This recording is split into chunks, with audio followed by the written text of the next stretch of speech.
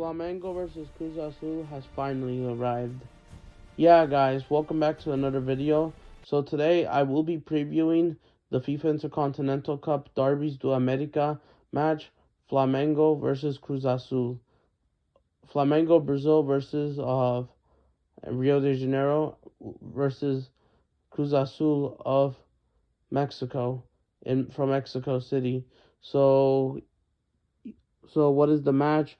When is it? So I will be doing a breakdown video. So yeah, so get ready. By the way, make sure you please like and subscribe, as we will be doing more of this, as it's just 3 games. We will be doing a watch along for all the FIFA Intercontinental Cup last stages of these games.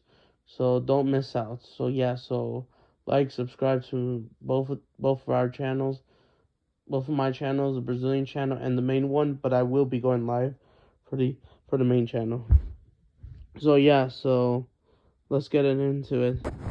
Alright, so here's the breakdown of the upcoming match between both teams.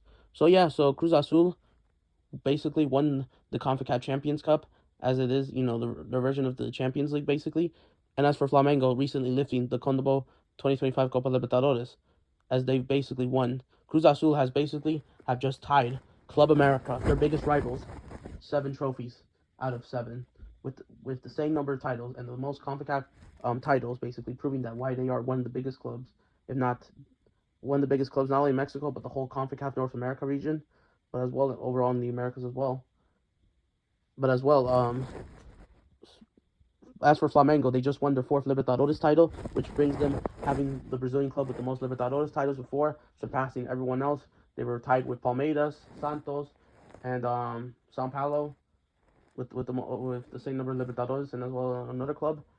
But then now Flamengo had to go against Palmeiras, and Palmeiras also had a chance to pass them, but instead it went to Flamengo's favor.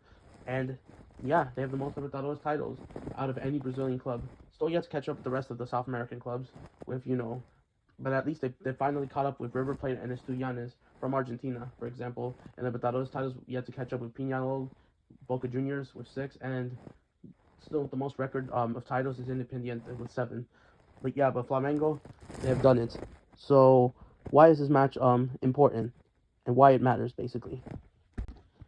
So yeah, as this new Intercontinental Cup, so basically FIFA has launched the relaunch of the FIFA Intercontinental Cup, as they now expanded the new Club World Cup, as just explained. So which the new FIFA Club World Cup, which Chelsea won the first edition with 32 teams, as they expanded it, came here in America, as they're bringing back the old FIFA Intercontinental Tournament that started in the 1960s, which was between CONMEBOL and UEFA teams, but now with all 6 confederations.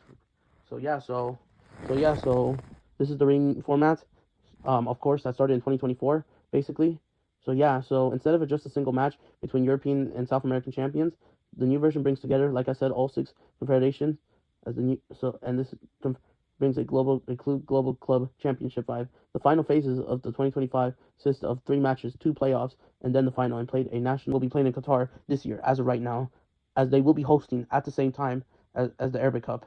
And keep in mind, the Arabic Cup final is literally a day after the FIFA Intercontinental Cup final. So like I said, we all know how the format works. I literally made a video about that, so you can go check that out. So basically, as now FIFA has decided to bring in the Derbies do America, basically the winner of CONCACAF Champions Cup versus the winner of the Copa Libertadores on the ball, basically the winner of North versus South America, basically will be playing in the match, basically. The best clubs from whoever won the Champions Cup versus the CONMEBOL in all one-off game. So basically, whoever wins this game will win a trophy called the Derbies do America, as this will be the 2nd edition.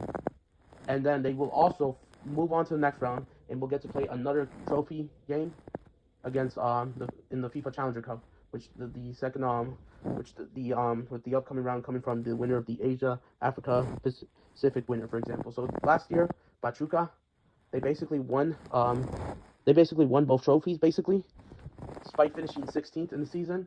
They literally upsetted Botafogo 3-0.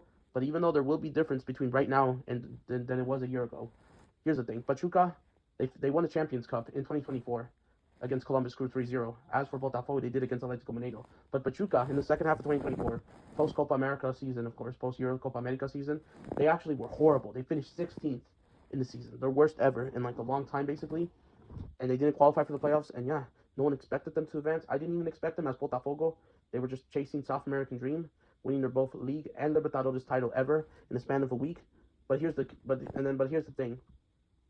Pachuca, here's the thing. Despite finishing 16th, they managed to beat them 3-0. And I was surprised, bro. I really was. But here's the thing. Pachuca had a whole month rested. Ever since the last Liga MX, regular season kicked off, whistle was blown, and the game ended, they focused immediately on the FIFA Intercontinental Cup. So they were watching behind the scenes. They had time to prepare, and they just need something to reflect, to improve, basically. As for Botafogo, they were just trying to finish off the league, Libertadores. Yeah, they had to fight Palmeiras and Atlético Mineiro. And yeah, for both titles especially. So yeah, Botafogo, they managed to win the Libertadores even with 10 men from minute 1, a 3-1 victory. They basically captured their first Libertadores, as all Rio de Janeiro clubs now has a Libertadores. But here's the thing. Due to the Brazilian calendar taking them so long, and the Brazilian title race went all the way to the last day because of Esteval's brilliant, golazo against Cruzeiro that brought them life, because Botafogo were winning against Internacional, were winning for Palmeiras.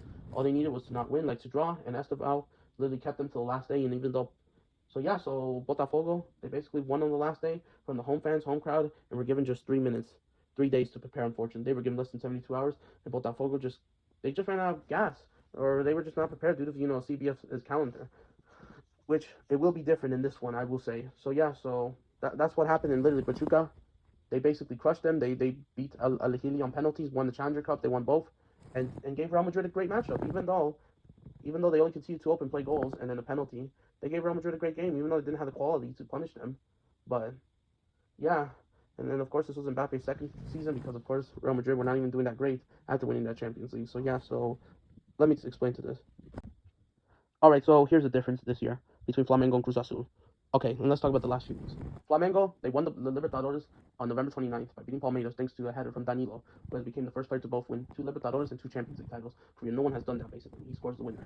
And Flamengo lifted, their 4th Libertadores title. As for Cruz Azul, well, obviously, due to the CONCACAF and CONMEBOL calendars being different, due to being them on another side of the world with the poles, basically, the climate and all that, which we all know why.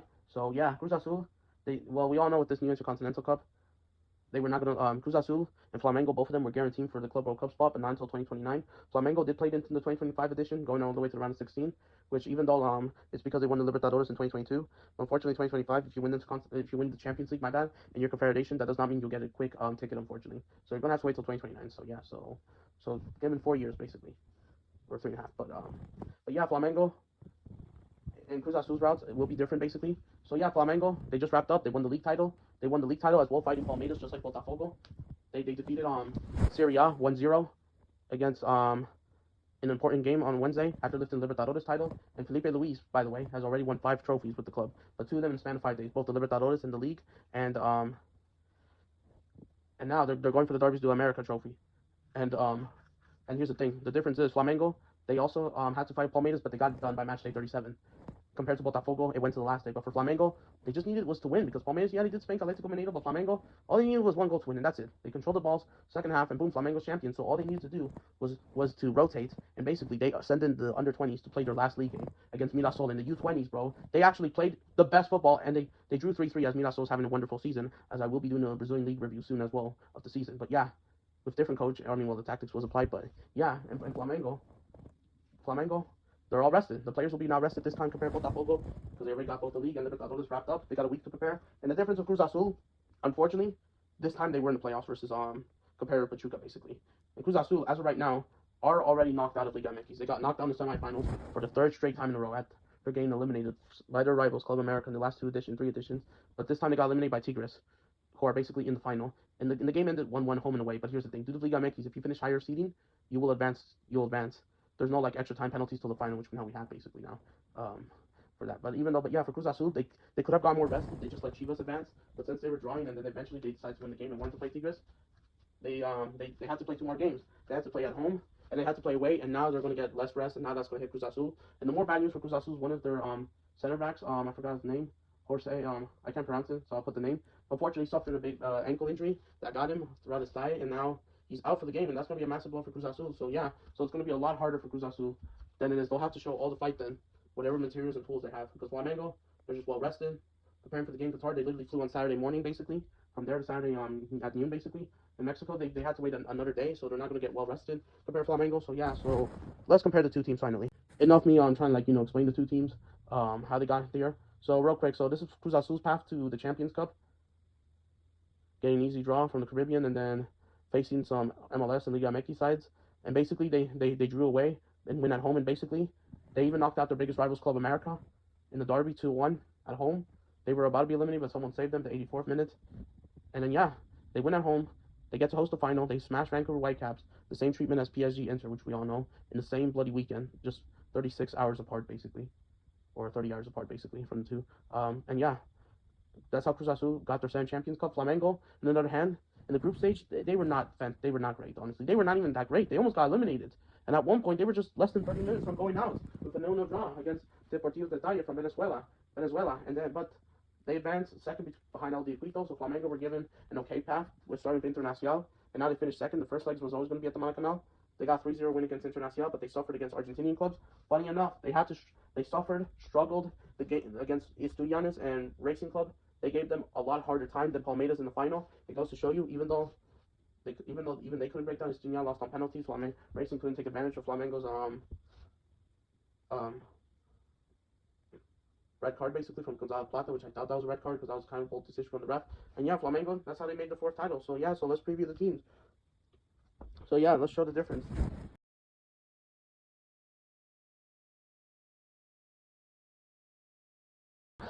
Let's preview the two teams. So yeah, so Flamengo and Cruz Azul, they both have the international players that come from outside of Mexico and Brazil, basically. So a couple South American players will be going against each other. Uruguayans versus another Uruguayans, Argentinians versus Argentinians, Colombian versus Colombians, Chilenos. You know what I'm saying. So yeah, so my prediction is I will say Felipe Luis will go for another 4-2-3-1 or a 4-3-3, more attacking, basically. Even though he just rested everyone against against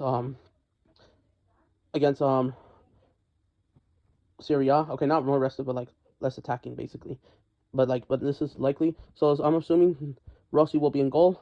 Defense's back line, I think he'll go with Alexandro, Leo Pereira, Danilo. So the four mixing, experience, defensive strength guys.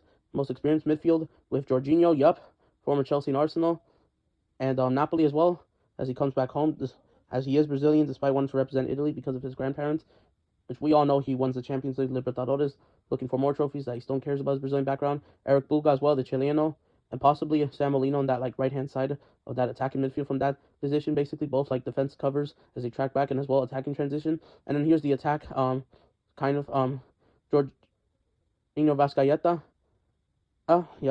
the Uruguayan that does the attack and playmaking decision as a number 10, basically. And then and Bruno Henrique up top, up front as a striker, because I think Plata, because even with that red card, it looks like it's still suspended for this game, even heading to this Intercontinental Cup game, because Plata, it looks like, yeah, he's suspended, probably would have started, but Felipe Luis will trust his guy, Bruno Henrique. So, as for Cruz Azul, they're likely using Andres Guernin in goal because Kevin Mier is injured, done for the season due to the Panamanian doing that harsh tackle last month against Pumas in the last day of the regular season, which kind of was a robbery, honestly. And then probably Cruz Azul's Nicolas will the manager or coach will be his backline will be William Darren, left back, and then Eric Lira, center back, Gonzalo Pioli, right back, Argentinian. And then this is probably likely going to be the midfielders, Omar Compasso, Charlie Rodriguez, the one and only, Jimmy Marquez, Nacho Rivero, possibly as well. Rotoni is more of an advantage, if not Ringwald. And this is the attack, either Gabriel Fernandez and Andres Sepulveda up front as the attack. So this is what Cruz Azul will be like. But yeah, so even though based on form, what is my final prediction? So yeah, so I hope I explained everything for you.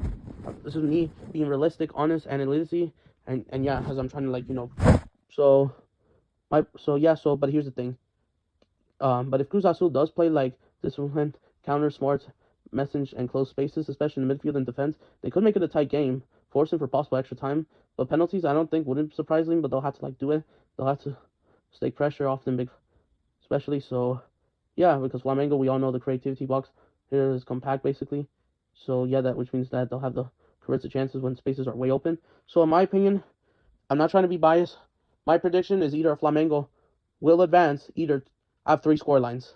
But my realistic scoreline, I got a 2-1 win for Flamengo against Cruz Azul if they do get one back, or maybe a Flamengo. And here are my other scorelines: a 2-0 or maybe a 3-1 at best. Because I just think Flamengo, based on form, the quality, the tools they have, they have everything that they could hurt, compare, and Cruz Azul They just have a couple injuries, unfortunately, and as well as the manager that's still still trying to figure out. But yeah, we'll see. But even though Cruz Azul does have a couple options like Mateo Bogus and Ramiro, but they don't start under him, not as much like Victor Sanchez when he was coach. But yeah, Flamengo Felipe Luis, they're just doing they just been building a dynasty since he's been hired last year. So yeah, so that's my final prediction. We will be here for a watch along, so stay tuned for that. And one more thing before we wrap up. Yes, I will be doing a live watch along on the main channel, so make sure you turn that those bell notifications on. What time is the game? The game is on Wednesday, 6 p.m. European time, basically. As don't 5 p.m. UK time. In Brazil, this will be 2 p.m. For me, this is 9 a.m. Mexico City, 11 a.m. And then the rest of the time zones, obviously. So yeah, so there you go. Where will this game be live? For me, example, if you're in the United States, this will be on BN Sports. So if you have football fanatics like me, you could do that, as well as whoever has BN Sports, like DirecTV TV, as Xfinity no longer has it, for example. So yeah, so if you're in Brazil, this will be broadcasted on TV Global, of course, and I think has TV as well. If you're in Brazil, I think if you're in Mexico, I think this is on the Azteca. If not, I heard this will be on FIFA Plus. And as for Qatar itself, BN Sports, and probably the rest of the Middle East and North Africa, BN Sports. I think in Canada, this is also going to be televised on BN Sports. And as for Australia, this will be on SB, if not BN Sports, according to this. And I think the rest of the world, depending where FIFA Plus is added, it will be on FIFA Plus. So yeah, so that's how you could watch the game. So, and don't forget, Wednesday will be big because it will be aligning with PSG versus Athletic Club an hour after the match, and it depends if this goes to extra time or not. PSG will be playing Bilbao in the Basque Country, and this also clashes with the big one, Real Madrid Man City at the Bernabeu in the same day. So it's going to be a fire Wednesday. Don't miss this out.